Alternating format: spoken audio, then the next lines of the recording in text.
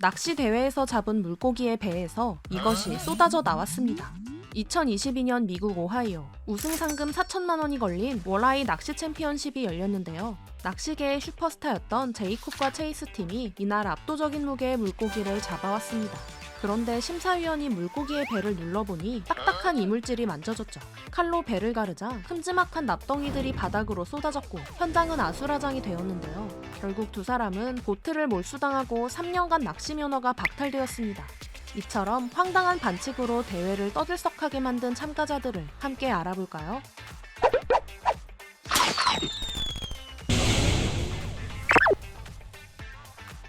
이 선수는 경기 중 배트가 부서져서 징계를 받았습니다. 세미 소사는 1998년 마크 맥과이어와 세기의 홈런 레이스를 펼치며 야구의 영웅이 된 선수였는데요. 2003년 6월 그는 시카고 리글리 필드에서 평범한 2루 땅볼을 쳤습니다. 문제는 타격 순간 배트가 쩍하고 갈라졌다는 것이죠. 주심이 떨어진 배트 조각을 주었는데 거기에 동전 크기만한 코르크가 박혀 있었습니다. 코르크 배트란 배트 헤드에 구멍을 뚫고 가벼운 물질로 채워 스윙 속도를 높이는 부정 장비인데요. 소사는 즉각 퇴장당했고 타격 연습용 배트를 실수로 들고 나갔다고 해명했습니다. MLB 사무국은 진위를 가리기 위해 그가 보유한 배트 76개를 전량 압수해 엑스레이 검사를 시행했죠. 부서진 배트 외의 나머지 75개에서는 이물질이 발견되지 않았는데요. 하지만 76개 중 딱 한 개뿐인 코르크 배트를 실수로 골랐다는 주장은 오히려 의심을 샀습니다. 게다가 부정 배트를 경기에서 사용한 사실 자체가 명백한 규정 위반이었죠. 결국 소사는 7경기 동안 출전 정지 징계를 받았고 팬들은 그를 사기꾼으로 기억하게 되었는데요. 이 사건은 훗날 그가 명예의 전당 입성에 실패한 주요 원인 중 하나가 되었습니다. 이 프로 레이서는 레이싱 게임을 하다가 선수 자격이 정지되었습니다. 2020년 코로나로 전 세계 모터 스포츠가 중단되자 포뮬러2는 온라인 시뮬레이션 레이싱 대회를 열었는데요. 이는 실제 선수들이 각자의 집에서 레이싱 시뮬레이터 알팩터2로 경쟁하는 자선 이벤트였습니다. 이 대회에 참여한 아우디 팀의 다니엘 앱트는 5라운드까지 최고 성적이 15위에 그칠 정도로 부진한 선수였는데요. 그런데 베를린 가상 서킷 경기에서 갑자기 예선 2위, 본선 3위라는 놀라운 성적을 거두었습니다. 이에 경쟁자들은 즉시 의심을 품었는데요. 동료 드라이버 스토펠 반두르는 생중계 도중 다니엘의 실력을 지적하며 의문을 제기했죠. 게다가 경기 내내 앱트의 화상 카메라는 얼굴이 가려진 상태였습니다. 주최 측이 분석한 결과 앱트의 접속 IP 주소가 평소와 다르다는 사실이 밝혀졌는데요. 앱트를 대신해 운전한 사람은 18세의 프로 시뮬레이터 레이싱 선수 로렌츠 호어징이었습니다. 이 사건으로 앱트는 실격 처리와 함께 약 1,350만 원의 자선 기부금 납부 명령을 받았죠. 그리고 아우디 측은 그를 소속팀에서 즉각 방출했습니다. 아우디는 가상 레이스에서의 부정행위도 용납하지 않겠다며 강경한 태도를 보였는데요. 그렇게 다니엘 앱트의 프로 레이서 커리어는 허무하게 끝나버렸습니다. 이 선수는 경기 중 피를 흘려서 징계를 받았습니다. 2009년 4월 하이네켄컵 8강전 할리퀸스 팀은 랜스터 팀에게 5대6으로 지고 있었는데요. 할리퀸스는 역전을 위해 팀의 에이스인 키커 닉 에반스를 다시 투입해야 했지만 이미 교체 카드를 다 쓴 상황이었죠.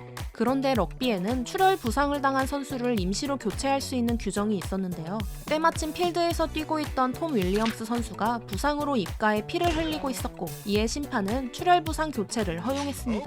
하지만 카메라에 포착된 찰나의 순간이 모든 것을 뒤집었는데요. 바로 피를 흘리던 톰이 경기장을 나가면서 벤치를 향해 윙크하는 장면이 찍힌 것이죠. 이에 대해 추궁하자 결국 톰은 징계 감면을 조건으로 모든 것을 자백했는데요. 사실 그는 양말 속에 숨겨둔 가짜 피 캡슐을 입에 넣고 깨문 것이었습니다. 이 사건으로 주동자 딘 리차즈 감독은 3년 자격정지 징계를 받았고 구단에는 약 4억 3천만 원의 벌금이 부과되었죠. 아이러니한 점은 이렇게 투입된 닉 에반스가 정작 결정적인 골을 놓쳐버렸다는 것인데요. 결국 할리퀸스는 경기에서 패배했고 승리도 명예도 모두 잃는 최악의 결말을 맞았습니다. 이 남성은 퀴즈쇼에서 우승하고 유죄 판결을 받았습니다. 2001년 영국의 인기 퀴즈쇼 누가 백만장자가 되고 싶은가에서 육군소령 찰스 잉그램이 최종 문제까지 마치며 우승했는데요. 그런데 제작진이 녹화 테이프를 편집하던 중 이상한 점을 발견했습니다. 잉그램이 정답을 말할 때마다 배경음처럼 콜록하는 기침 소리가 들렸던 것이죠. 오디오 분석 결과 총 19번의 기침 소리가 포착되었는데요.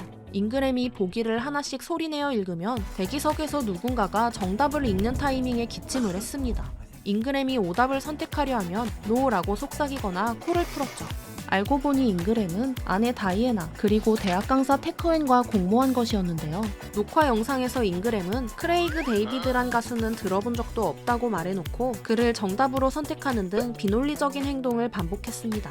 2003년 법원은 세 사람 모두에게 사기 혐의 유죄를 선고했고 잉그램은 불명예 전역을 당했다고 하네요. 이 두 사진은 사실 같은 사람이 아닙니다. 1999년 남아프리카 공화국 콩레즈 마라톤에서 세르지오 모초에넨이 금메달을 땄습니다. 그런데 지역 신문 기자가 찍은 사진에서 이상한 점이 발견되었는데요. 레이스 초반 사진 속 선수는 왼쪽 손목에 노란 시계를 차고 있지만 후반 사진에서는 오른쪽 손목에 분홍색 시계를 차고 있었죠. 알고 보니 세르지오에게는 쌍둥이 동생 피카가 있었습니다. 이들의 수법은 쌍둥이라는 점을 악용한 것이었는데요. 형이 초반 45km를 뛰고 코스 중간에 이동식 화장실에 들어간 후 안에서 기다리던 동생이 대신 나와 다음 코스를 뛴 것이죠. 그리고 후반부에는 다시 형과 교대해서 결승선을 통과했습니다. 결국 형제는 메달과 상금을 박탈당하고 10년간 출전 금지 명령을 받았다고 하네요. 패럴림픽에서 최악의 장애인 사칭 사건이 일어났습니다. 2000년 시드니 패럴림픽, 스페인의 지적장애인 농구팀이 압도적인 실력으로 금메달을 땄는데요. 그런데 대회가 끝난 후 충격적인 폭로가 터졌습니다. 농구팀의 일원이었던 카를로스 리바고르다가 본인을 포함해 10명이 비장애인이라고 밝힌 것이죠. 알고 보니 카를로스는 부패를 고발하기 위해 잠입한 기자였습니다. 조사 결과 실제로 12명의 선수 중 지적장애인은 단 2명뿐이었는데요. 연맹 회장이 보조금과 스폰서를 위해 비장애인 선수들을 영입한 것이었죠. 선수들은 너무 잘하지 말라는 조언과 멍한 표정을 지으라는 연기 지도까지 받았습니다. 당시 경기 장애 등급 판정은 간단한 테스트로만 이루어져 조작이 쉬웠는데요. 폭로 후 팀의 금메달은 박탈되었고 연맹 회장은 사기 혐의로 유죄 판결을 받았습니다. 하지만 진짜 비극은 따로 있었는데요. 국제 패럴림픽위원회가 등급 판정의 허점을 이유로 지적장애인 종목 자체를 제외시킨 것입니다. 이 조치는 2012년 런던 패럴림픽까지 이어졌는데요. 장애인을 사칭한 이 최악의 사기극 때문에 전 세계 지적장애인 선수들이 12년간 꿈의 무대를 빼앗긴 것입니다.